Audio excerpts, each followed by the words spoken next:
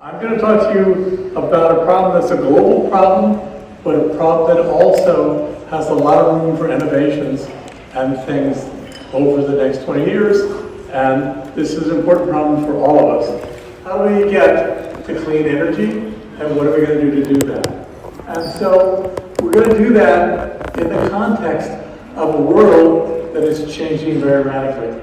We have a coming wave, which I'll talk about this afternoon. But one example is AI. You already have AIs in your life, but you're going to have a lot more AIs in your life. And they're going to run your life, they're going to run your business, and they're going to run your government. Already a lot of things in China happen by AI making decisions about, how things are handled. It's not even a humans intervene. We also live in a world of a lot of fabulous new, evolving, exponentially expanding kinds of technologies. And an example of that will be, we'll have printers that print DNA and living things or tissue and so forth. We'll have quantum computers. We're going to have robot assistants helping us. Not only are we going to have AI helping us, we're going to have robot assistants helping us. And we're going to have a lot of energy. There is, in fact, plenty of ways to get energy. We just have to innovate and pull those things together and make it work. But all these things are coming at once, and none of us are really prepared for this. And it used to be, we said, climate change and things like that were in the future. This stuff is coming now. This next decade is going to be really defined by this powerful new wave of fast fluoridation technologies. And we're going to have to work carefully to avoid having a lot of catastrophes and dystopia, along with a really great new world. So that's the challenge for the young people today. One example of the big revolutions coming is the one that I was talking about. That is automation, doing more with less. Not only with less people, but with less materials, less other things, because the tools and things we have are going to be more flexible and more able and more efficient. The example I give is one that's an experiment that they say they're going to try and get to now, which is going to autonomous transportation. That is, there will be autonomous vehicles, autonomous trucks, autonomous cars. That means personal ownership of cars is going to go down. That means insurance companies insuring cars is going to go down. It means a lot of things are going to happen. Maintenance is going to be done a different way. It's going to change the whole set of economy that has to do with the transportation business. And that will be a big shift, and it will happen very soon. We already have examples in the United States. We're going to soon have, and there's some examples in China where there's going to be whole provinces that are going to be converted to this, and we're going to see how it goes. But we have robots starting to do a lot of other things. Robots going to be our best friends mechanically, and they can do a lot of stuff. I have a talk and I give examples of how robots are helping farmers be more productive. Have the little robots go out in the field, sense things, they're even on tracks, sense things, see how much water there is in the ground at various places, see what the chemicals are and so forth, and even do laser weeding, because weeds take away some of the nutrients that the plants would have, and they're upping the produce. And so you see a lot of things like that are going to happen. And we're going to see fully automated production lines, but not just fully automated, they're going to be flexible production lines. They can make one product, 3, 4 examples of one product, and one product, and then another product and a different one, all in an automated way, because the AI is going to make that possible. The first automated restaurant I went to was in Harbin. It was a noodle or a dumpling restaurant. It had a robot cook. It had a robot server that the cook put the stuff onto the top of the tray. It went down to your table, moved to your table. The tray was on the same level as the table. You pull the stuff over. Kids loved it. I thought it was neat. That was years ago. Now we have, robots making burgers and things like that. So we're going to see a lot. But one of the things that's very impressive is in healthcare. And China was one of the early countries that did this. More than 5 years ago, there was a chatbot that took the medical exams and passed with a score better than 85% of the human doctors, and is very good at doing diagnostics and very good at doing prescription, combined with a good human doctor, that is one human doctor at 5 or 10 of these, you're able to do better than 10 human doctors, right? And that was 5 years ago that happened. I haven't seen them appear yet. There seems to be things blocking that, but it's a thing where essentially every village in China could have their own doctor. The same thing is true of surgery. Now we have robotic machines that do surgery, but a surgeon micromanipulates it, but it tracks and learns all that, and pretty soon you'll have a history of thousands of operations, and the AI will know how to do the operation better than the human. Here's the issue. With the things that are going on, all of them require more energy. So the demand for energy has been going up. Because the demand for energy has been going up, the CO2 emissions and other greenhouse gas emissions, but mostly CO2, have been driving the weather on the Earth higher temperature. And you can see from way back in the 1890s up to 2020 in this plot, you can see how the temperature is rising year over year. Now, on the right is a map that shows the temperature change on the Earth. At that point, we've been about 1.2 degrees above the long-term average. If you go back 20 years in the past, or 20 years, and the average, you see what the temperature was, we were about 1.2 degrees above that. But you look at the distribution, you can see it goes from minus 20 to plus 20. But if you look at China, for example, China was 3 degrees warmer than it had been over those 20 years. That's pretty typical. You're seeing the mean go up, but you're seeing the variations go up. And I'll show you, we expect about a factor of 3 of this before we get to the point where we're starting to settle down. Here's the good news and the bad news. That was what we're preparing you for the bad news. The good news is on the right side. If you look at that red section, that's China producing renewable energy.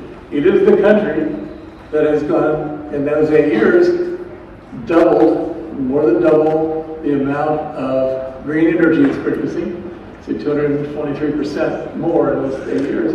And you can see it went from being sort of an average, much smaller than the EU, to being bigger than the EU during that time period. Now the EU has been doing it longer, so it's been more effective. But you can see the good news is the technologies for clean energy are starting to appear and starting to be applied and starting to be installed. That's the good news.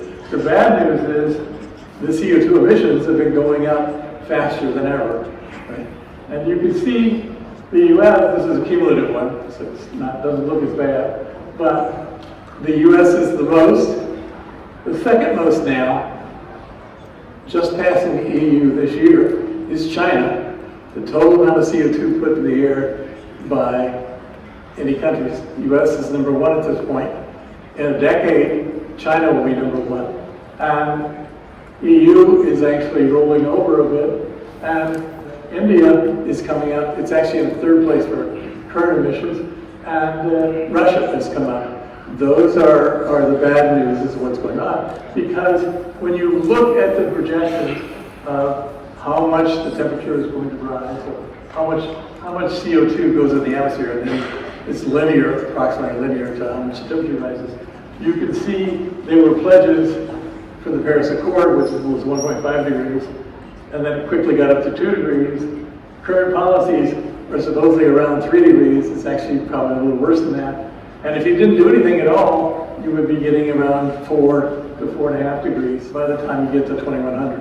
That's actually quite bad for the people who are living on the Earth. But here's the news, and here's why it's an issue, and why it's actually a very important part of innovation, and a very important part of other things, but an important part of the whole thing that we're doing.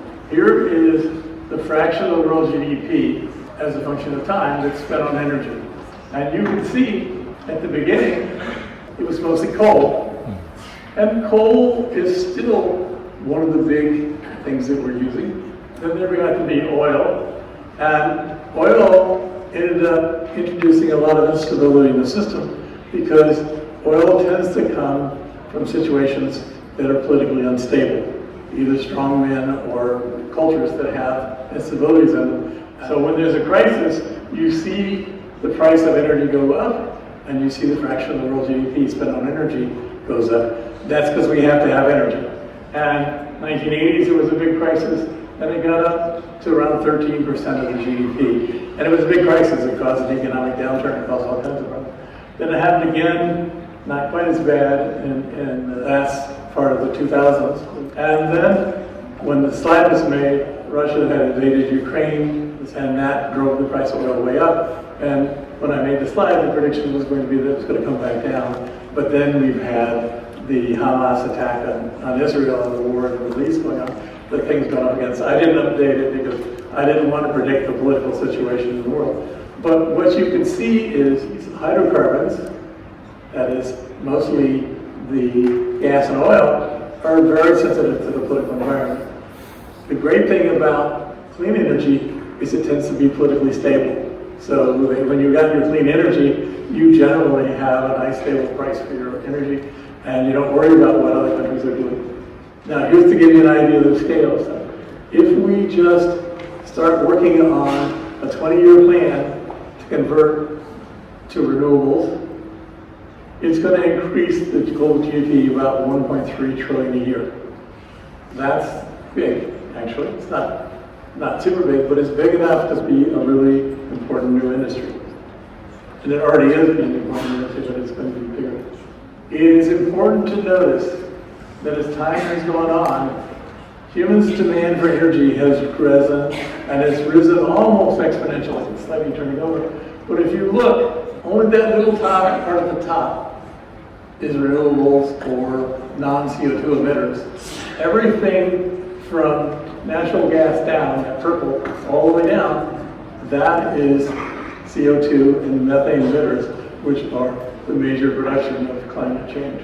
The scale is we're going up. Whether we'll keep going up exponentially or not, we don't know. There's actually new demands, these innovations we're doing like AI, take more energy. And climate change takes more energy. You need more air conditioning, you need more pump for floods, you need a bunch of other things. So here's examples of worldwide effort for renewable energy. And you can see there's a lot of renewable energy, electrified transport. So China gets gold stars for working on renewable energy and for electrified transport. That is electric cars, electric trucks, electric buses. But if you get up to the top, there's a lot of additional new technologies that we're developing, or we need to develop, that are part of driving this in the future. If you look on the right-hand side, that's what the investment is in the U.S., and I call it out just to show you the scale, how much is in the U.S. compared to the world, but also that the U.S. has a section that's called CCS, Carbon Capture Sequestration. The idea is things get so bad, you start having to pull CO2 out of the atmosphere and put it somewhere. This is a field whose scale is huge and which a lot of innovations are needed. We're at the very early phases of renewable energy compared to the old, steam engines and Carnot cycle engines that we had before. So here's just a plot that shows who's doing well by renewables versus other things. And here's an example of how much things have improved. That we've had the manufacturer and engineering learning cycle, and you can see the price of solar panels has gone down to where it's the lowest source of energy. It's it and wind are slightly below natural gas, and everything else costs more. It's just people know how to build the old stuff. They don't know how to build the new stuff quite as well yet. And because of that price going down, you can see as we get to next year, we're expecting solar to be the largest source of energy, electric production in the world, and it'll be about a quarter of it. Whereas coal and natural gas look like they're going down. They're not going down. They're just not growing as fast as solar and wind. And bioenergy has been the same for hundreds of years. One of the questions is, can we meet the demand to make the transition? Just we know how to do it doesn't mean it will happen. You have to make a plan. And the plan is you need 3 billion tons of metals to start converting things. Now, that doesn't appear by magic. That appears by mining and refining and a bunch of other things. And so we need metals for things like electric battery packs. We're already seeing demand change for certain things like lithium and so forth. And we're going to have more investment in mining. And this is not just simple mining. We have to think about mining that is energy efficient and ecologically sound. because we're going to have to tear up a lot of the earth. We're already doing a bunch. More mining is needed. We need mining companies to be more careful about how they do that and more efficient. Here's examples of the kind of metals and materials we need. And there's a lot of them, right? And you start seeing how much there is and how much supply we have, and what we're missing, and what we have to find in terms of metals and so forth. It's possible, but this is a technical problem that faces us. This is the one that requires entrepreneurs and inventors and so forth to make it go forward for us. So on the right is a map of where there are mines now. We are in a place where I would say we're Kardashev level 0.8 civilization. That Kardashev scale is the scale that Nicholas Kardashev made up to say how advanced a society is. Level 1 is when you control the resources of your planet. Level 2 is when you have the resources of your solar system. And level 3 is when you have the resources of the galaxy. And so we're level 0.8, we're going to have to go to level 1 in order to get through this time here and get the clean energy, and we'll be able to do so. So if you look, you will see basically everywhere there's a mountain range, there's a mine. The minerals are not uniformly spread around the world. This is a global problem. We're going to have to be cooperative in a sort of a global way. So far, I've only deployed about 10% of the technology we need to convert to clean energy. That means zero emission. There are some areas where we have to emit a lot of CO2 now because we don't have the technology to do it. However, we've only really deployed 10%. There are 25 or 26 new technologies we need to do it. But at least 12 of those, we already have the technology. It just needs to be developed and put into place. Those technologies, 12 of them we have, and something on the scale of 13 to 14 technologies we need to develop. We know they're possible, but we need to develop them. We don't know exactly how to do it yet. Those two sets are areas where there's room for innovation. We're not in a position where we can't fix the world. We're just going to have to go through a hard time, but we're going to be able to fix it. It's like you got overweight and you got to lose weight. You know how to do that. It's just not necessarily going to be that easy. The problem we have is we got to do that, but we're going through all these other transitions and all these other crises that are going on, both political and technological. So I come back and I quote Confucius: success depends upon previous preparation. If you don't prepare, you're bound to fail. So I finish at this point and say, "Xie xie," and I advertise my talk for the afternoon. Okay? Xie xie.